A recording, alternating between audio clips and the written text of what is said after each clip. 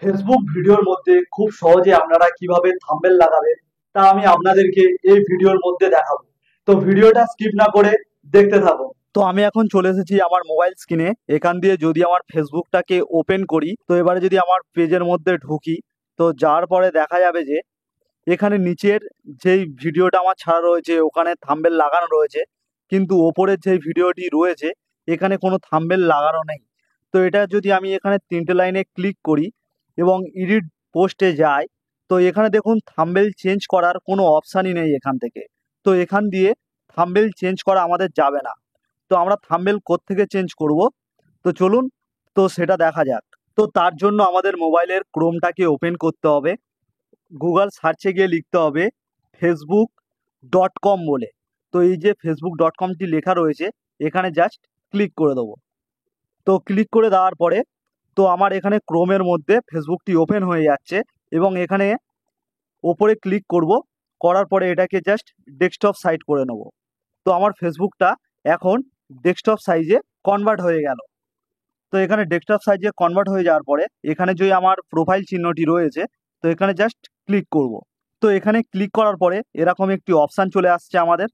তো আমি এখানে যা ভিডিও ছেড়েছি সব এখানে রয়েছে এবং এখান দিয়েই আমরা থাম্বনেলটা মেন চেঞ্জ করতে পারবো। এবার যদি আমি এই ভিডিওর থাম্বনেলটা চেঞ্জ করতে চাই, যে ফেসবুকে ফেক ফ্রেন্ডদের কিভাবে চিনবেন, তো এখানে দেখুন তিনটে লাইন রয়েছে, এই তিনটে ডটে আমি জাস্ট ক্লিক করে দেবো। তো ক্লিক করার পরে এখানে দেখুন একটি অপশান চলে এসেছে এডিট পোস্ট বলে। তো এখানে জাস্ট ক্লিক করে দেবো। তো এখানে ক্লিক করার পরে তো আমি একটু সরিয়ে আনি। তো এখানে দেখতে পাচ্ছেন অপশান চলে এসেছে ভিডিও অপশান বলে, একটি অপশান চলে এসেছে পেন্সিল আইকন দিয়ে। তো এখানে জাস্ট ক্লিক করে দেবো।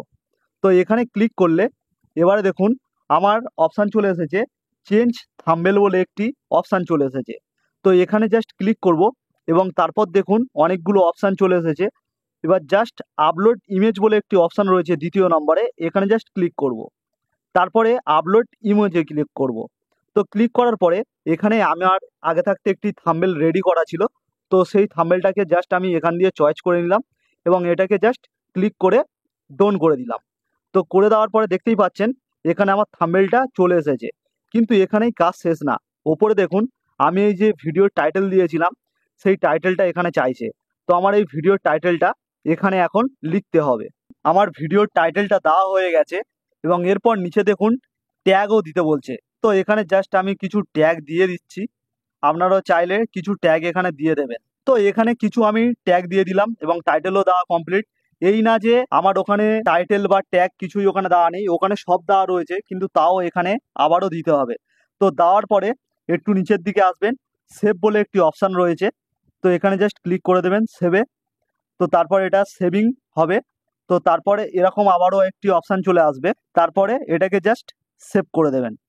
তো সেভ করে দিলে এখানে আমাদের কাজ কমপ্লিট এবং আমাদের ভিডিওর মধ্যে থাম্বনেল অ্যাড হয়ে গেছে। যদি ভিডিওটা হেল্পফুল হয় অবশ্যই একটি লাইক করে দেবেন আর এরকম ভিডিও পেতে আমার চ্যানেলটিকে সাবস্ক্রাইব করে রাখবেন।